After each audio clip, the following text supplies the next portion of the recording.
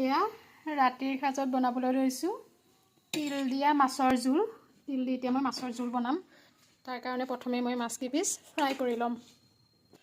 এয়া তেল দি দিলোঁ। তেল দি এনেদৰে কেৰাহীখনত চাৰিওফালেকে লগাকৈ এনেকৈ ঘূৰাই দিছোঁ, বুজিছেনে? এতিয়া তেলখিনি গৰম হ'বলৈ দিম। এতিয়া মই তাতে দি দিছোঁ নিমখ। এতিয়া এয়া দিছোঁ হালধি। এয়া মাছকেইপিচ দি দিছোঁ তেলত। এয়া এইফালে আকৌ ইয়াত তিল কেইটামান লৈ লৈছে, মায়ে খুন্দি দিব। তাৰপিছত গোটাকৈ দি দিম। এয়া জলকীয়া, কেঁচা জলকীয়া, লগতে এয়া নহৰু আৰু আদা। এয়া দেখিছেনে? এতিয়া মিক্সিত এয়া পেষ্ট বনাই ল'ম। ইফালে আকৌ এয়া মাছ ফ্ৰাই কৰি আছোঁ।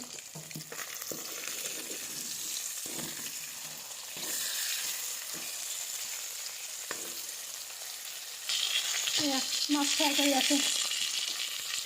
এয়া মাছ কেইপিচ ইমানটোলৈকে ভাজিলোঁ, এতিয়া কাঢ়িছোঁ। এয়া এতিয়া পিঁয়াজ দিলোঁ আৰু লগতে অকণমান হালধি দি দিলোঁ আৰু নিমখ দি দিছোঁ। আৰু এইফালে এয়া দেখিছেনে? ওলকবি আৰু আলু কাটি লৈছোঁ।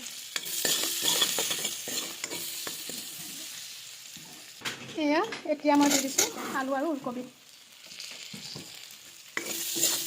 এইফালে এয়া মায়ে বনাই দিলে তিলৰ পেষ্ট।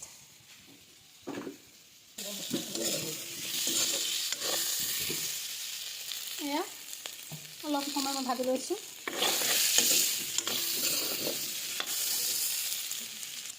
এয়া গাইছ, এতিয়া মই দি দিছোঁ তিলৰ পেষ্টখিনি।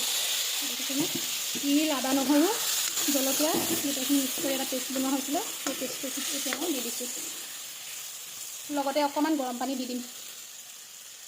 আজি ফাৰ্ষ্ট টাইম ট্ৰাই কৰিছোঁ, কেনেকুৱা হয় নাজানো। খাই চালে আপোনালোকক ক'ম। গাইছ, এয়া দেখিছেনে? পানী প্ৰথমতে অলপ বেছিয়ে দিছোঁ। সিজালৈকে পানীখিনি কমি যাব। গতিকে এতিয়া মই ঢাকনখন লগাই অলপ উতলিবলৈ দিম। এয়া গাইছ, দেখিছেনে? উতলি আছে পূৰা। আৰু এইফালে এয়া ভাত বনাই আছোঁ। ইমান ধুনীয়া গোন্ধাইছে।